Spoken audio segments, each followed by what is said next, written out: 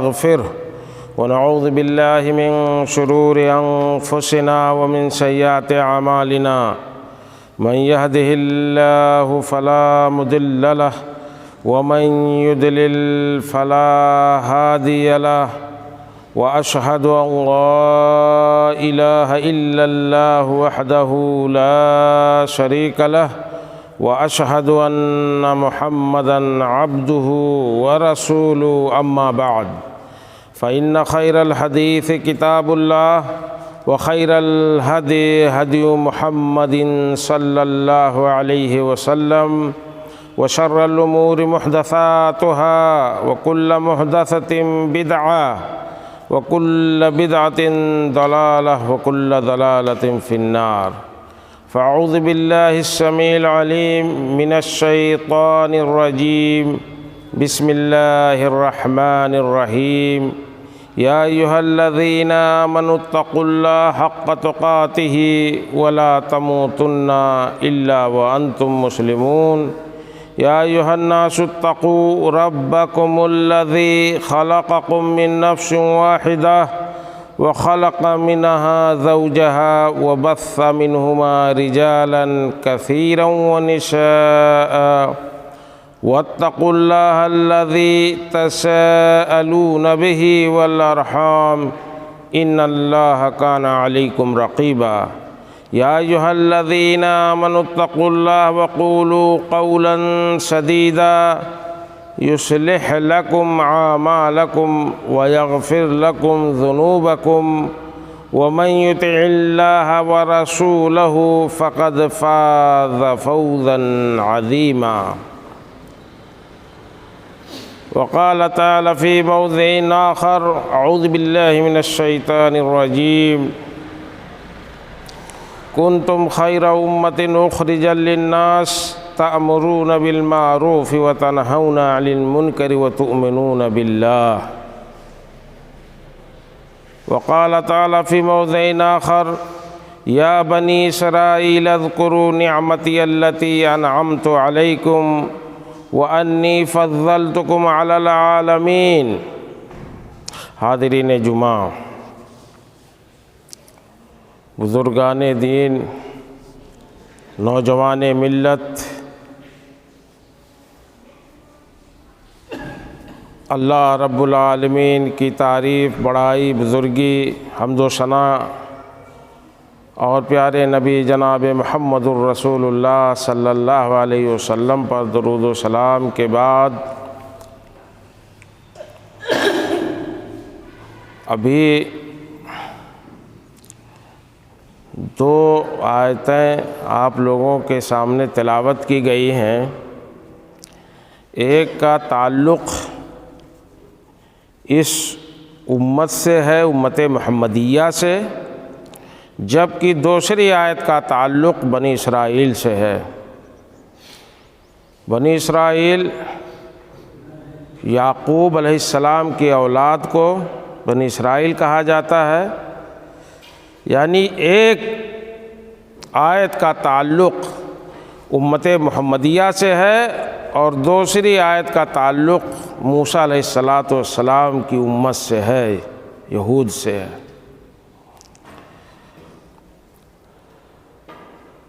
آج کی اس خطبے میں اس طرف اشارہ کیا جائے گا کہ وہ امتیں جو اپنے اپنے دور میں بڑی اللہ کے نزدیک برگزیدہ تھیں، بہت محبوب ہوا کرتی تھیں، جن کی تعریف اللہ رب العالمین نے قرآن مجید میں کیا، ان کا زوال کیسے آیا، وہ کیوں کر ذلیل ہوئیں۔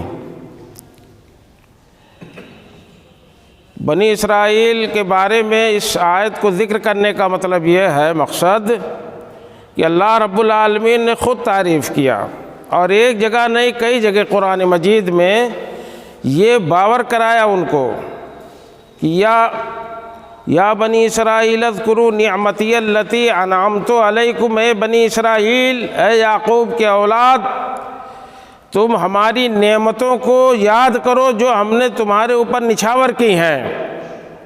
وَأَنِّي فَضَّلْتُكُمْ عَلَى الْعَالَمِينَ، اور حد تو یہ ہے کہ سارے جہانوں پر ہم نے تمہیں فضیلت بخشی، سارے جہانوں پر فضیلت بخشی، دنیا والوں پر فضیلت بخشی۔ یہ عالم تھا بنو اسرائیل کا، موسیٰ علیہ السلام کے قوم کا،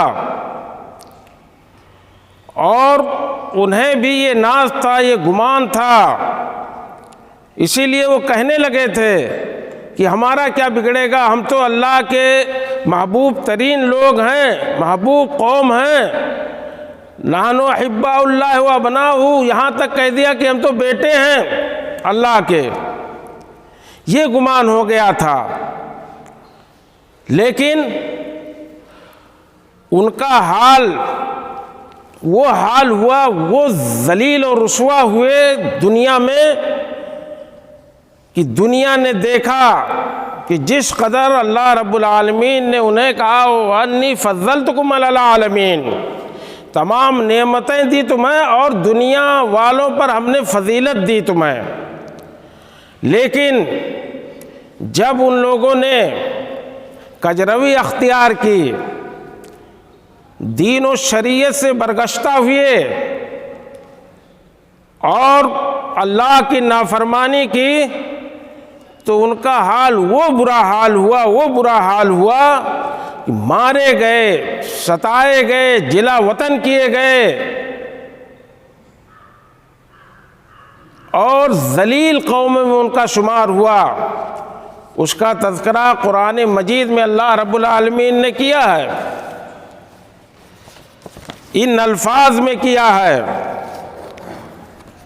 وَضُرِبَتْ عَلَيْهِمُ الذِّلَّةُ وَالْمَسْكَنَةُ وَبَاءُوا بِغَضَبٍ مِّنَ اللَّهِ، وہی قوم جس کو ایک طرف اللہ رب العالمین فرماتا ہے کہ وَأَنِّي فَضَّلْتُكُمْ عَلَى الْعَالَمِينَ، اے بنی اسرائیل کے لوگوں، ساری دنیا، سارے جہان پر ہم نے تمہیں فضیلت بخشی ہے، وہی اللہ رب العالمین فرماتا ہے وَضُرِبَتْ عَلَيْهِمُ الذِّلَّةُ وَالْمَسْكَنَةُ، ان کے اوپر ذلت و رسوائی اور مسکنت کا ٹھپا لگا دیا گیا، مہر لگا دیا گیا، وَبَاءُوا بِغَضَبٍ مِّنَ اللَّهِ، اور اللہ کے غصے کا شکار ہوئے، غصے کے ساتھ لوٹے وہ لوگ۔ اور کیوں ہوا یہ سب؟ وجہ بتایا اللہ رب العالمین نے، بِأَنَّهُمْ ذَلِكَ بِأَنَّهُمْ كَانُوا يَكْفُرُونَ بِآيَاتِ اللَّهِ، یہ اس لیے ہوا کہ وہ اللہ کی نشانیوں کا انکار کرتے تھے، کفر کرنے لگے۔ وَيَقْتُلُونَ النَّبِيِّينَ بِغَيْرِ الْحَقِّ، اور انبیاء کا جو نبی ان کے درمیان بھیجے جاتے تھے ان کا وہ ناحق قتل کرتے تھے، خون بہاتے تھے۔ ذَلِكَ بِمَا عَصَوْا وَكَانُوا يَعْتَدُونَ، اور یہ اس واسطے بھی ہوا کہ ان لوگوں نے نافرمانیاں کی اور زیادتیاں کی۔ جب زیادتیاں کی، نافرمانیاں کی، اللہ رب العالمین کے آیتوں کا انہوں نے انکار کیا، تو اللہ نے خود فرمایا کہ وہ قوم جو بہت برگزیدہ تھی بنی اسرائیل، اور سارے جہانوں پر ہم نے انہیں فوقیت بخشی تھی، انہیں قرآن میں اللہ نے خود ہی فرمایا وَضُرِبَتْ عَلَيْهِمُ الذِّلَّةُ وَالْمَسْكَنَةُ، ذلت و رسوائی کی مہر، ٹھپا لگا دیا گیا ان کے اوپر۔ ہم خود سورہ فاتحہ کے اندر پڑھتے ہیں غیر المغضوب علیہم ولا الضالین، اے اللہ اس راستے پر ہمیں مت چلانا جن پر تیرا غضب نازل ہوا ہے۔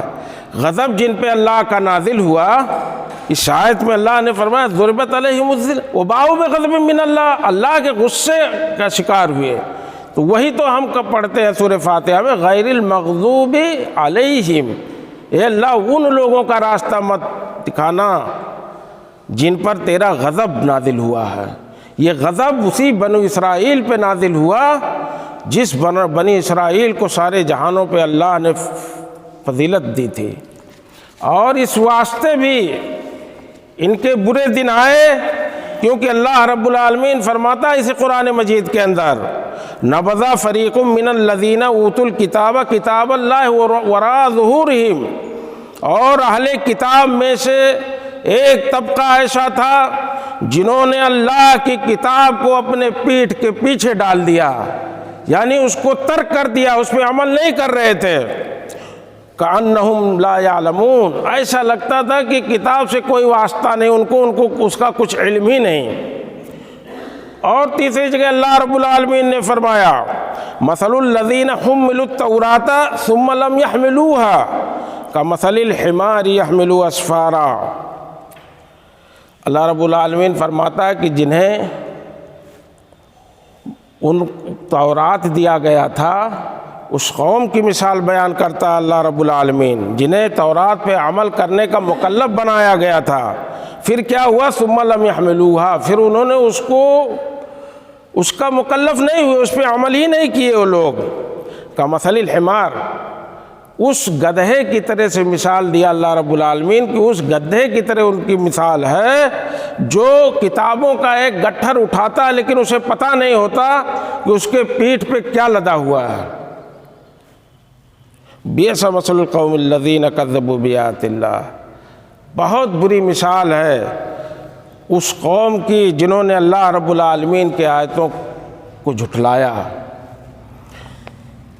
یہ اس بنو اسرائیل کے برے دن آئے جنہیں اللہ نے فضیلت بخشی تھی اور بہت ساری نعمتوں سے انہیں نوازا تھا، لیکن جب اللہ کے راستے سے دور ہوئے، تورات جو ان کی کتاب تھی موسیٰ علیہ السلام پر نازل ہوئی تھی، اس کے مکلف کیے گئے تھے، اس پہ عمل کرنے کو کہا گیا تھا، اس کو پس پشت ڈال دیا، پیٹھ کے پیچھے چھوڑ دیا، اس پہ عمل کرنا چھوڑ دیا، شریعت سے دوری بنا لیا، اللہ کی نافرمانی کرنے لگے، تب اللہ رب العالمین نے انہیں ذلیل کیا۔ بہت ساری قوموں کے ہاتھوں انہیں ذلت و رسوائی کا سامنا کرنا پڑا۔ کتنے قتل کیے گئے، نازیوں کے ہاتھوں قتل کیے گئے، بخت نصر کے ہاتھوں قتل کیے گئے، اسی فلسطین کی سرزمین پر جہاں پر ہیکل سلیمانی ہے، جس کو وہ مقدس اپنا جو ہے مقام سمجھتے ہیں، وہاں اینٹ سے اینٹ بجا دیا اس نے۔ 6 لاکھ اس وقت 6 لاکھ تقریباً یہودیوں کو قتل کیا تھا، اور اتنے ہی 6 لاکھ لوگوں کو قید کر لیا تھا۔ بہت برا حال ہوا، خون کی ندیاں بہا دی جو ہے فلسطین کی سرزمین پہ، انہی بنی اسرائیل کے لوگوں کا قتل ہوا۔ مختلف ادوار میں ان کے ساتھ بڑا ستم ہوا، اور وہ وجہ تھی دین سے دوری۔ جو قوم یہ سمجھتی تھی، اور اللہ نے خود تعریف کیا کہ وَأَنِّي فَضَّلْتُكُمْ عَلَى الْعَالَمِينَ، ہم نے سارے جہانوں پر تمہیں فضیلت بخشی ہے اور تمام نعمتیں تمہارے اوپر نچھاور کی ہیں۔ تم یاد کرو بنی اسرائیل کے لوگوں ہماری نعمتوں کو جو ہم نے تمہیں عطا کی ہیں، اور دنیا والوں پر جو فضیلت سارے جہانوں پر دی ہیں۔ جب اتنی برگزیدہ قوم، اتنی محبوب ترین قوم اللہ کی نافرمانی کرتی ہے تو اس کا حال بہت برا حال ہوا۔ یہ 70 عیسوی میں ایک دم سے بے دخل کر دیے گئے تھے فلسطین کی سرزمین سے، جو ان کا متبرک جو ہے مقام ہوا کرتا تھا۔ سن 70 عیسوی سے لے کر کے 1850 برسوں تک اس زمین پر وہ آباد نہ ہو سکے تھے۔ 1850 برس وہ ذلت و رسوائی کا سامنا کرنا پڑا۔ 1917 سے پہلے وہ اس زمین پر نہیں جا سکے تھے، اور 70 عیسوی میں سن 70 عیسوی میں انہیں نکالا گیا تھا، کھدیڑا گیا تھا۔ وجہ اللہ کی نافرمانی تھی۔ آج یہ امت محمدیہ، اسی لیے میں نے مقارنہ کیا ہے، دونوں آیتوں کو تلاوت کیا ساتھ ساتھ میں۔ ایک وہ آیت جس میں بنو اسرائیل کی فضیلت بیان کی گئی، اور دوسری آیت جس میں اس امت محمدیہ کی فضیلت بیان کی گئی۔ کنتم خیر امت اخرجت للناس، یاد رکھو اے امت محمدیہ کے لوگو، اے مسلمانوں تم بہترین امت ہو، تمہیں اس روئے زمین پہ لایا گیا ہے، تأمرون بالمعروف وتنہون عن المنکر، تم نیکیوں کا حکم دیتے ہو، برائیوں سے روکتے ہو، اور اللہ پر ایمان رکھتے ہو۔ یہ خصوصیتیں ہیں تمہاری، منکر سے روکنا، بھلائی کا حکم دینا، اللہ پر ایمان رکھنا۔ تو اللہ نے کہا کہ تم بہترین امت ہو۔ ہم اپنے دور کے بہترین امت ہیں، بنو اسرائیل اپنے دور کے بہترین امت تھے، اور سارے جہانوں پہ ان کو فضیلت دی گئی تھی۔ ان کا حشر یہ ہوا جو دنیا نے دیکھا، کس قدر ذلیل ہوئے، رسوا ہوئے، مارے گئے، ذبح کیے گئے، برباد کیے گئے، جلا وطن کیے گئے۔ آج یہ امت خیر امت کیوں تباہ ہو رہی ہے، کیوں برباد ہو رہی ہے؟ وجہ کیا ہے؟ اس کی تنزلی کے، اس کے زوال کے اسباب کیا ہیں؟ ہم اپنا بھی تو جائزہ لیں۔ بنی اسرائیل کے لوگوں کو تو ہم نے جان لیا، تاریخ کے اوراق بھرے پڑے ہیں کہ کس قدر ذلت و رسوائی ان کا مقدر بنی۔ اب اپنے زوال کے اسباب پر بھی دھیان دیں۔ لوگ کہتے ہیں، بہت سارے لوگ، کہ علم و تمدن میں، علم و معرفت میں یہ قوم پچھڑ گئی، اس لیے زوال کا شکار ہوئی۔ کچھ لوگ کہتے ہیں کہ ثقافت اور ٹیکنالوجی میں یہ پیچھے ہے، اس پر دھیان نہیں دیتی یہ قوم، اس لیے زوال کا شکار ہے، اس لیے ذلت و رسوائی اس کا مقدر ہے۔ اس خیر امت کا جس کو اللہ نے قرآن میں خیر امت کہا ہے، یہ ثانوی وجہ ہو سکتی ہے، لیکن اصل وجہ کچھ اور ہے، اس کا جائزہ ہم لوگ لیں گے۔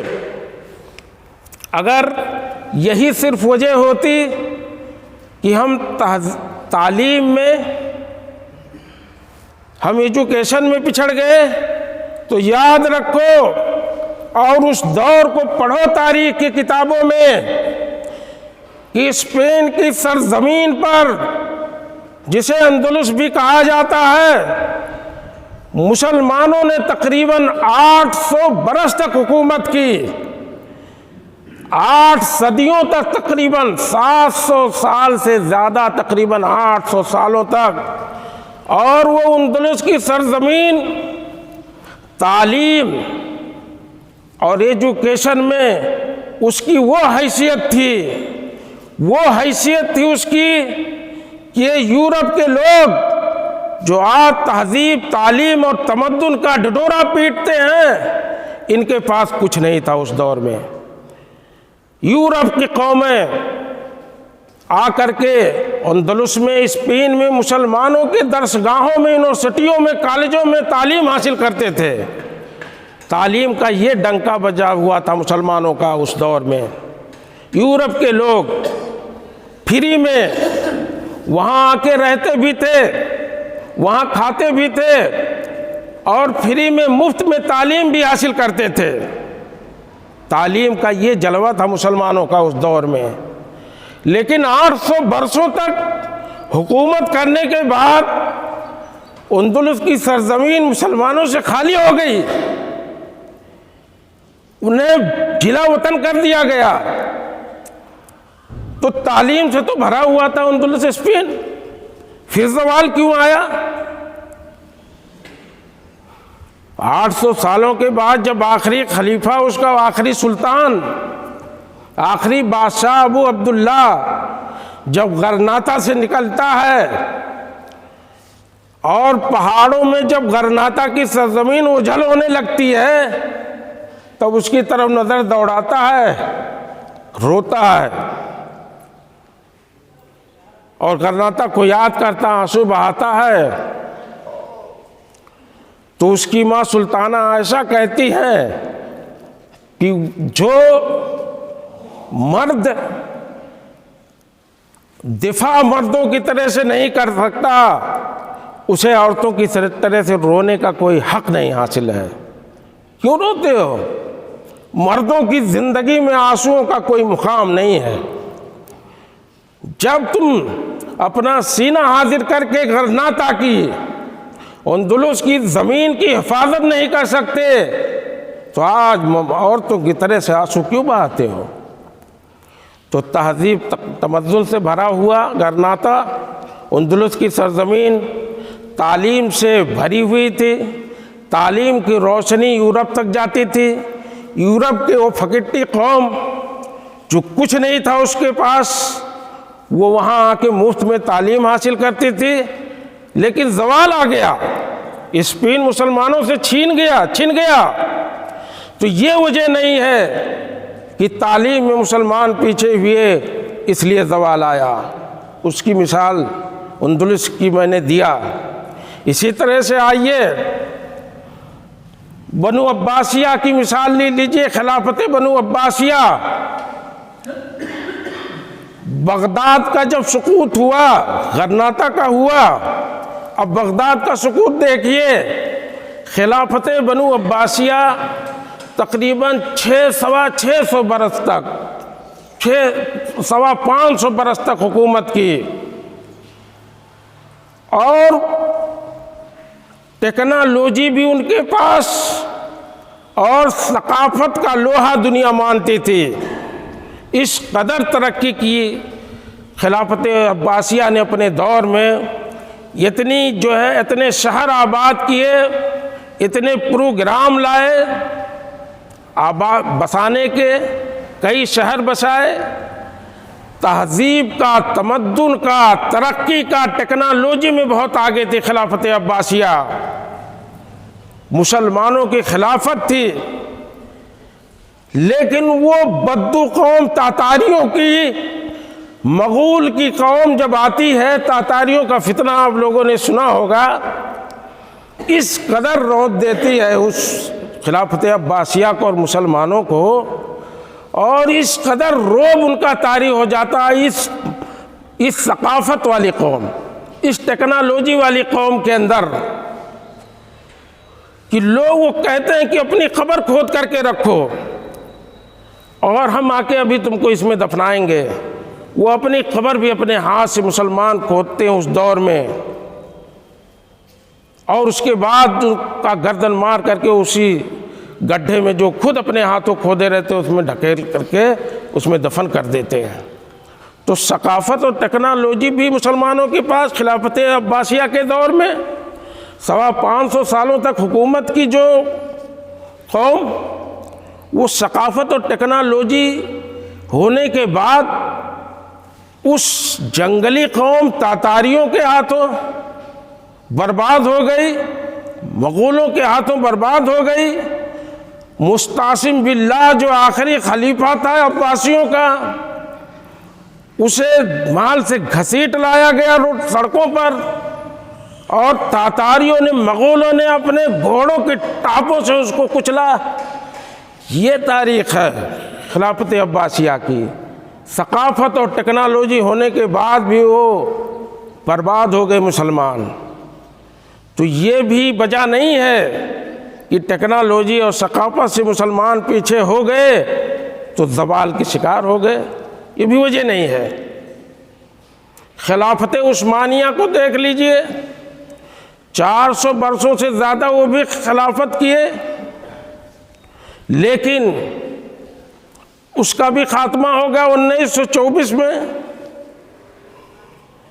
بہت طاقتور قوم، ترک بہت طاقتور قوم، ان کی خلافت 450 برسوں تک چلی، 400 سے زیادہ سالوں تک انہوں نے حکومت، 4 صدیوں سے زیادہ، اور دنیا ان کے قوت، ان کی طاقت کا لوہا مانتی تھی، پھر بھی وہ زوال کے شکار ہو گئے۔ طاقت ہونے کے بعد، ٹیکنالوجی، ثقافت ہونے کے بعد، اور وہ غرناطہ، اندلس، اسپین کی سرزمین تعلیم سے بھری ہوئی تھی، ایجوکیشن سے، وہاں بھی زوال آیا مسلمانوں کو۔ تو کیا کچھ وجہ کچھ اور ہے مسلمانوں کے زوال کی؟ یہ قوم کیوں زوال پذیر ہوئی؟ ابھی ہم نے بنو اسرائیل کے بارے میں بتلایا کہ اللہ نے اتنی تعریف کی، یا بنی اسرائیل اذکروا نعمتی التی انعمت علیکم وانی فضلتکم علی العالمین، میری نعمتوں کو بنی اسرائیل کے لوگوں، یعقوب کی اولاد یاد کرو، موسیٰ کی قوم یاد کرو، کتنی نعمتیں نچھاور کی ہیں، اور بس اسی پر نہیں، سارے جہانوں پر تم کو فضیلت دیا۔ پھر اللہ نے ذلیل کر دیا، وَضُرِبَتْ عَلَيْهِمُ الذِّلَّةُ وَالْمَسْكَنَةُ، ٹھپا لگایا مسکینی کا اور ذلت کا، وَبَاءُوا بِغَضْبٍ مِّنَ اللَّهِ، اللہ کے غصے کا شکار ہوئے وہ بنی اسرائیل کے لوگ۔ موازنہ اسی لیے کیا کہ اپنے وقت کی محبوب اور مرغوب اور اللہ کی محبوب ترین قوم ذلیل ہوئی، رسوا ہوئی، اس کی وجہ اللہ نے قرآن میں بتلایا کہ اللہ کی نافرمانی، انبیاء کو جھٹلانا، ان کو قتل کرنا، اللہ کی کتاب کو پیٹھ پیچھے چھوڑ دینا، یہ وجہ تھی۔ اور اس امت کی تعریف کرتے ہوئے اللہ نے فرمایا کنتم خیر امۃ اخرجت للناس، سب سے بہترین امت ہو تم، ہم اپنے دور کے خیر امت ہیں، یہ لقب دیا گیا قرآن میں۔ پھر ذلت و رسوائی مقدر کیوں ہے؟ جن لوگوں نے تجزیہ کیا کہ تعلیم میں پچھڑ گئے، طاقت نہیں ہے ان کے پاس، ٹیکنالوجی اور ثقافت نہیں ہے، اس میں پچھڑ گئے اس لیے زوال کا شکار ہیں، میں اس سے کچھ مختلف رائے رکھتا ہوں۔ یہ ثانوی چیزیں ہو سکتی ہیں، لیکن اصل زوال کی وجہ ہماری کچھ اور ہے، اس پہ غور کرنا ہوگا، اس پہ دھیان دینا ہوگا کہ خیر امت کا یہ حشر کیوں ہے۔ بنو اسرائیل کا حشر ہوا تھا، وہ آج خیر امت کے زوال کے اسباب کیا ہیں، اصل وجہ کیا ہیں؟ ایک دو وجہوں کو جان لیتے ہیں۔ کئی اسباب علماء نے، مفکرین نے اپنی کتابوں میں ذکر کیا ہے، ان میں سے انشاءاللہ باقی جو اسباب ہوں گے آئندہ خطبے میں بیان کریں گے انشاءاللہ۔ ایک دو وجہ جان لیتے ہیں۔ سب سے پہلی وجہ، اللہ رب العالمین نے اسی قرآن مجید کے اندر فرمایا ہے الذین آمنوا ولم یلبسوا ایمانہم بظلم اولئک لہم الامن وہم مہتدون، جو لوگ ایمان لائے اور وہ اپنے ایمان کو شرک سے، ولم یلبسوا ایمانہم بظلم، ظلم سے اپنے ایمان کو ملاتے نہیں ہیں، تو انہی کے لیے اللہ رب العالمین نے فرمایا کہ انہی کے لیے امن ہے دنیا کے اندر، اور انہی کے لیے ہدایت ہے۔ ظلم کا مطلب پہلے بھی اس کی تشریح ہو چکی ہے، صحابہ کرام بڑی بے چینی ہوئی جب یہ آیت نازل ہوئی، اللہ کے نبی صلی اللہ علیہ وسلم کے پاس آئے، کہا کہ اینا لا یظلم علی نفسہ، ہم میں سے کون ایسا ہے جو ظلم نہ کیا ہو اپنے نفس پر، یعنی کوتاہی سمجھا، کسی پہ زیادتی کرنا، جو ظلم عام طور سے استعمال ہوتا ہے۔ تو اللہ کے نبی صلی اللہ علیہ وسلم نے فرمایا کہ صحابہ وہ نہیں جو سمجھ رہے ہو، یہ ظلم تو وہ ظلم ہے جس کی طرف لقمان حکیم نے اپنے بیٹے کو کیا تھا، یا بنی لا تشرک باللہ ان الشرک لظلم عظیم، میرے بیٹے شرک مت کرو، شرک بہت بڑا ظلم ہے۔ تو اللہ کے نبی نے فرمایا کہ اس آیت میں شرک مراد ہے، کہ وہ ایمان والے جو ایمان لائے اور اپنے ایمان کو بچا کے رکھتے ہیں، ظلم یعنی شرک سے ملاتے نہیں، ان کا ایمان خالص ہے، شرک نہیں پایا جاتا، تو اللہ نے فرمایا کہ انہی کے لیے امن ہے اور انہی کے لیے ہدایت ہے۔ امن آپ جانتے ہیں کہ دنیا کی سب سے بڑی نعمت اگر کوئی ہو سکتی ہے تو وہ امن ہے۔